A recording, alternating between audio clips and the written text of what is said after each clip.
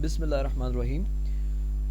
اس lecture کا part 2 ہے۔ اس سے پہلے لیکچر میں قرآن کریم کے تعارف کے ضمن میں 5 بحث پر بات کر چکا ہوں۔ آج بحث نمبر 6 پر بات کرتے ہیں، جو کہ ہمارا ٹاپک ہے قرآن کی محفوظیت۔ اس سے پہلے ہم بات کر چکے ہیں کہ قرآن کے عقیدے کے حوالے سے کہ قرآن کریم کی حفاظت کا ذمہ اللہ تعالیٰ نے خود اٹھایا ہوا ہے اور قرآن ایک محفوظ کتاب ہے۔ یہی وجہ ہے کہ قرآن جب سے نازل ہوا تقریباً 1442 سال ہو چکے ہیں قرآن کے نزول کو، لیکن قرآن کریم محفوظ ہے، اس میں کسی قسم کی تحریف ابھی تک نہیں ہوئی، نہ ہی اس میں ممکن ہے۔ اس کے حوالے سے قرآن کریم کے 2 آیات جو ہیں اس پر دلیل ہیں اور دلالت کرتے ہیں۔ ایک قرآن کریم کی آیت ہے جس کو اللہ تعالیٰ نے فرمایا سورہ حجر میں آیت نمبر 9، اللہ تعالیٰ فرماتے ہیں اِنَّا نَحْنُ نَزَّلْنَا الذِّكْرَ وَإِنَّا لَهُ لَحَافِظُونَ، بے شک ہم نے ذکر یعنی قرآن کو نازل کیا اور ہم ہی اس کی حفاظت کرنے والے ہیں۔ لیکن اس سے ایک اور آیت جو اس سے بھی زیادہ قرآن کی حفاظت پر دلیل ہے، وہ سورہ قیامہ کی آیت ہے، ایک 16 نمبر اور ایک 17 نمبر، جس میں اللہ تعالیٰ فرماتے ہیں لا تحرک به لسانک لتعجل به ان علینا جمعہ وقرآنہ۔ رسول کریم صلی اللہ علیہ وسلم جب قرآن نازل ہوتا تھا تو اس وقت رسول کریم صلی اللہ علیہ وسلم حضرت جبرائیل علیہ السلام کے پیچھے بڑا تیزی سے پڑھتے تاکہ وہ یاد کریں۔ تو اللہ تعالیٰ نے ایک وحی کے ذریعے آپ صلی اللہ علیہ وسلم کو فرمایا کہ اے محمد، آپ قرآن کو جلدی یاد کرنے کے لیے اپنی زبان کو حرکت نہ دیں، بلکہ اس کا جمع کرنا اور آپ کی زبان سے اس کا پڑھنا ہمارے ذمہ ہے۔ یعنی قرآن کریم کو جمع کرنا، اس کا اور ایک صحیفے میں اور اس کا یاد کرنا زبانی، آپ کو یہ ہمارا کام ہے، یہ آپ کا کام نہیں ہے، آپ صرف اس کو سنیں۔ تو قرآن کریم جو ہے وہ ایک محفوظ کتاب ہے، وہ کسی بھی قسم کی تحریف اس میں ممکن نہیں ہے، چونکہ اس کی ذمہ داری جو ہے، اس کی حفاظت جو ہے وہ اللہ تعالیٰ نے لی ہوئی ہے۔ بحث نمبر 7 پر بات کرتے ہیں کہ قرآن کی زبان کون سی ہے۔ تو قرآن کریم جو ہے وہ عربی زبان میں نازل ہوا، لیکن یہ وہ حجاز کے بادانشینوں کی زبان ہے، یہ شہری زبان نہیں ہے، ٹھیک ہے۔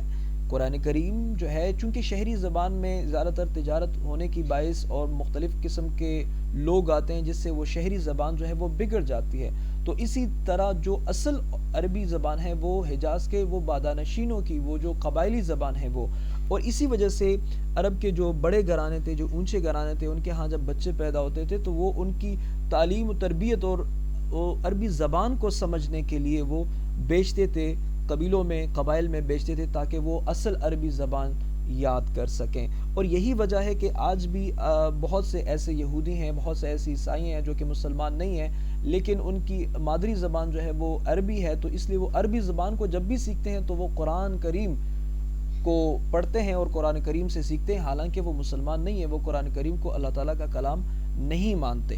بہرحال یہ ہے کہ قرآن کریم جو ہے وہ عربی زبان میں نازل ہوا، لیکن عربی زبان وہ حجاز کے بادانشینوں کی عربی زبان، شہری زبان نہیں، ٹھیک ہے۔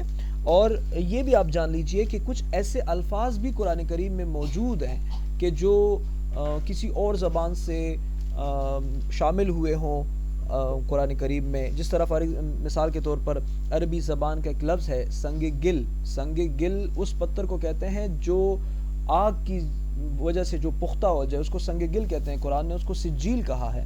تو بعض دفعہ ایسے کوئی معرب الفاظ بھی آپ کو قرآن میں ملیں گے جو کہ غیر عربی ہے، لیکن یہ ہے کہ قانون اور قاعدہ وہی ہے کہ قرآن کریم جو ہے وہ عربی زبان میں نازل ہوا، ظاہری بات ہے۔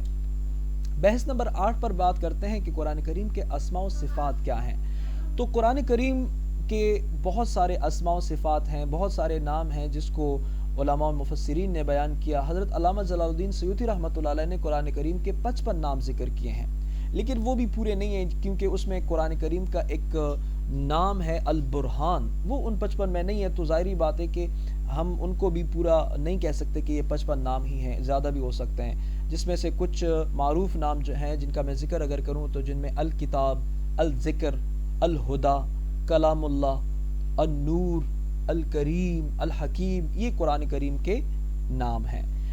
قرآن کو قرآن کیوں کہتے ہیں؟ اس میں علماء فرماتے ہیں کہ بعض لوگ فرماتے ہیں کہ یہ اسم مشتق ہے، ٹھیک ہے، بعض لوگ کہتے ہیں کہ یہ اسم مشتق نہیں ہے، اسم جامد ہے، بلکہ قرآن کو قرآن کہتے ہیں، بعض فرماتے ہیں نہیں اسم مشتق ہے، اور جس کا جو مصدر ہے وہ قرأ سے نکلا، یعنی پڑھی جانے والی شے، تو قرأ سے قرآن، یعنی قرأ پڑھنے کو کہتے ہیں، اور اس سے قرآن یعنی پڑھی جانے والی شے، پڑھی جانے والی کتاب، چونکہ اس کو دنیا میں بہت سے لوگ پڑھتے ہیں اور اللہ تعالیٰ اس کے تلاوت کرنے میں ثواب بھی بہت رکھا ہے، تو جس کی وجہ سے عالم اسلام میں اس کو بہت پڑھا جاتا ہے، تو اس وجہ سے اس کو القرآن یا قرآن کہتے ہیں.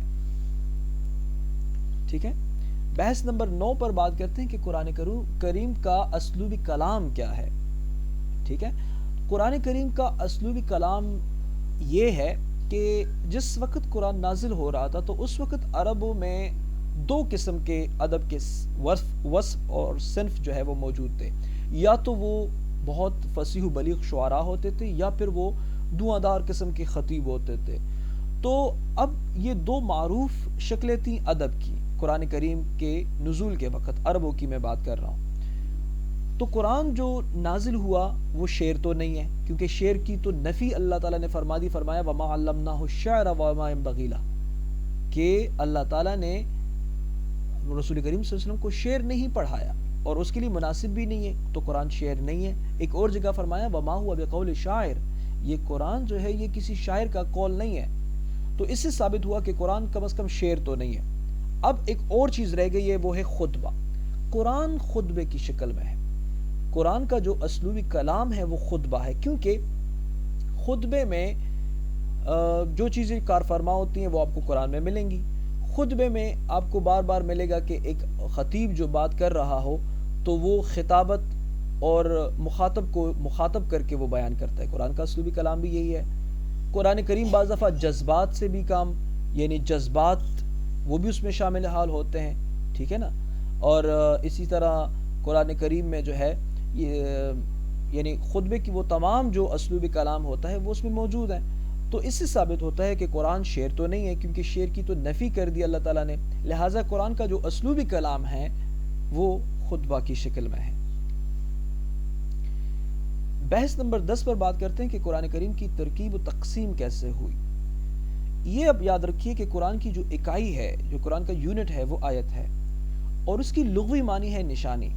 یہ بات آپ یاد رکھیں کہ قرآن کی جو آیت ہوتی ہے اس کو آپ عربی میں ورس کہیں یا کوئی اور چیز آپ کہیں تو اس کا وہ سینس نہیں آتا، کیونکہ قرآن کی جو اکائی ہے وہ آیت ہے، اور آیت کی معنی ہے نشانی.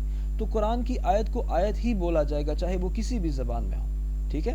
کیونکہ پھر وہ ورس اور وہ دوسری چیزوں میں دوسرے الفاظ میں اس کا وہ سینس نہیں ملتا.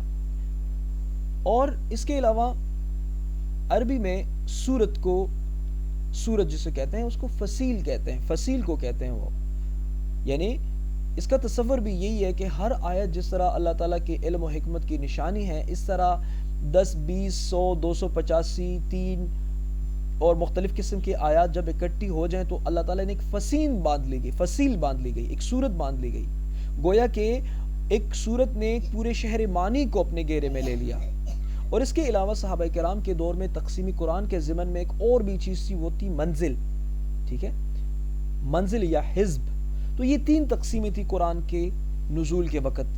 قرآن کے نزول کے وقت تقسیم یہ تھی کہ ایک آیت ہوا کرتی تھی، سورت ہوا کرتی تھی اور ایک منزل ہوا کرتی تھی. پورے قرآن میں 6666 آیتیں، کم و بیش 114 سورتیں اور 7 منزلیں ہیں. ٹھیک ہے. اب 7 منزلیں کی ڈویژن شاید اسی وجہ سے تھی، بڑی خوبصورت ڈویژن ہے، کوئی 4.5 پاروں پر مشتمل ہر ایک منزل ہے، کہ صحابہ کرام جب قرآن کریم کی تلاوت فرماتے تھے تو روزانہ ایک منزل کی تلاوت فرماتے تھے، تو گویا کہ ایک قرآن کریم کو 7 دن میں ختم کرتے تھے. تو اسی وجہ سے قرآن کریم کو 7 منزلوں میں تقسیم کیا گیا تھا. اس کے علاوہ قرآن کریم کی کوئی اور تقسیم نہیں تھی. جس طرح پاروں میں تقسیم ہوئی، جس طرح ایک ایک پارے کو پھر 4 حصوں میں تقسیم کرتے ہیں، ربع میں، نصف میں، ثلاثہ میں. ٹھیک ہے. اور اس کے علاوہ جو قرآن کریم میں رکوع کی تقسیم ہے، یہ تو بڑی بعد میں تقسیم ہوئی ہے، اور یہ بڑی بعد کی تقسیم ہے. ابتداء میں قرآن کی جو تقسیم تھی وہ صرف آیت تھی، سورت تھی اور منزل تھی. ٹھیک ہے. آج کے لیے اتنا کافی ہے. بعد میں ہم مزید اس پر انشاءاللہ دوسرے ابواب پر بھی بحث کریں گے. السلام علیکم ورحمۃ اللہ.